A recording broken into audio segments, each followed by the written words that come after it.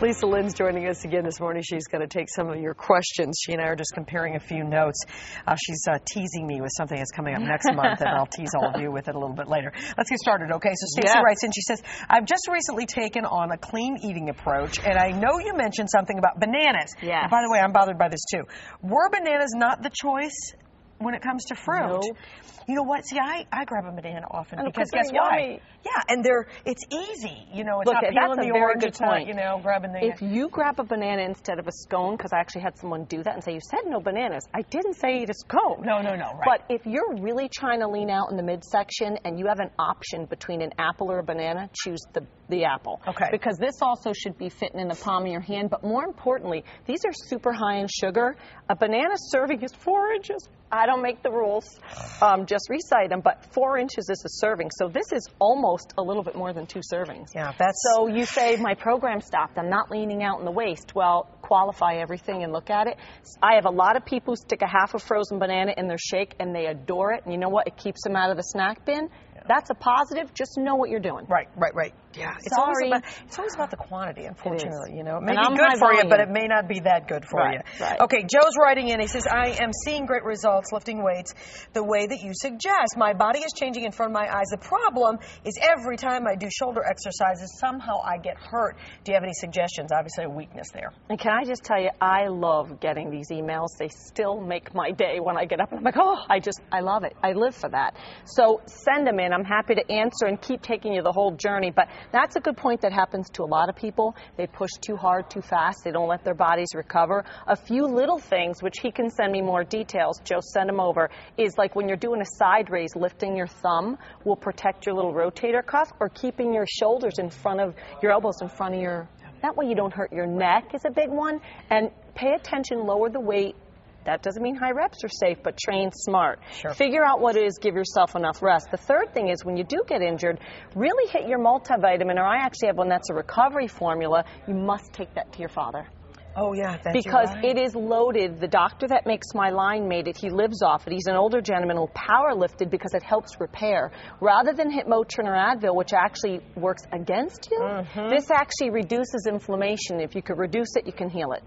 Yeah, I'm wondering, too, Joe needs to write you more to tell you what's getting hurt. Is his shoulders or does his lower back hurt when he starts doing this? There's a lot of things. There could be some other things, so we need to find out there. Bethany's writing in from Worcester. She says, you always mention protein shakes, but there are dozens of different brands out there. What should I be looking for? How much protein, how much fat, how many carbs do I want to mix? Believe it or not, this is the whole reason I made my whole line was I used to train Martha Stewart, and I had to give her, in order to outweigh what she was eating in the real world, I had to decrease it. Consider it like an anchor when the wind blows for your boat. But I couldn't find a good one out there. I studied, I turned over every rock. If they were really that clean, they were disgusting and nobody would drink them. So it took me a long time. It didn't happen overnight, but I found a way to take clean, pure protein, because you want no carbs if you could get them at the no level, or low with the sugar, and no fat. You will find things with the Atkins shake has like 9 or 10 grams of fat. This one has no fat, but it has high sugar.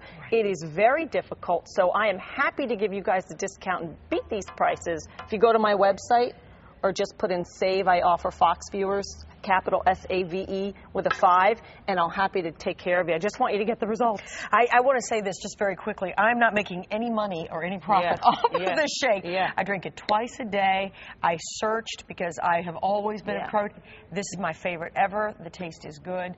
And again, I'm not making any money off of this. I'm just telling you the truth. It does taste really so great. good that it calls you, and I wish someone had given it to me 20 years ago, because I worked at every weight loss center and I struggled with food. I have to have chocolate. So I found a way to have my cake and eat it too. Yeah, it really is great. I can't say enough about it. Calvin writes in from Brockton. He says, how can I gain muscle and lose fat at the same time? I love that question. Good question. One is, food is going to be 75% of that equation, so he needs his calories high. Let's just say he wants to pack on 10 pounds of muscle and he weighs 150 pounds. He's got to nail down 150 grams of protein minimum.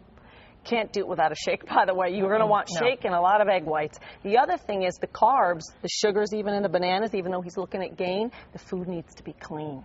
So keep it clean, journal it, send it to me. Whatever you're eating, look over it and highlight all the good foods in yellow, and then highlight the not so good foods in red. That would be breads, pastas, because you don't want to gain at the expense of gaining fat.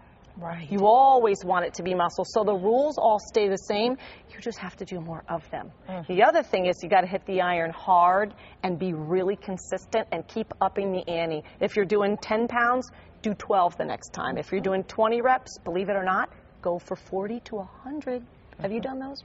Well, I do. That's what I do for my abs. Yeah. We call them screamers. screamers. You know. And the guys, look, I don't want to tone. Guess what? 100, 40 and up really creates vascularity. And when you can create vascularity, you can bring nutrients to the muscle. Hence, you can grow it or tighten it. She makes it sound so easy. It is fun. It's just fun. And make sure you're taking supplements because you want to make sure that you're keeping the body fat low, and you have to keep things really moving. So you're really playing a little bit of a juggle here. Yep. And big article this morning on how weight training and cardio works. Big surprise. Isn't it? You have to do shocking, it. Huh? It's LisaLynnFitness.com. Correct. Be sure you check it out. Lisa will be back with us again next month. It was great to see you, Please. like always. And send the emails. You too, thanks. It's great to see you. Yeah, send those emails in. Keep them coming in. We shall answer them again Love next it. month.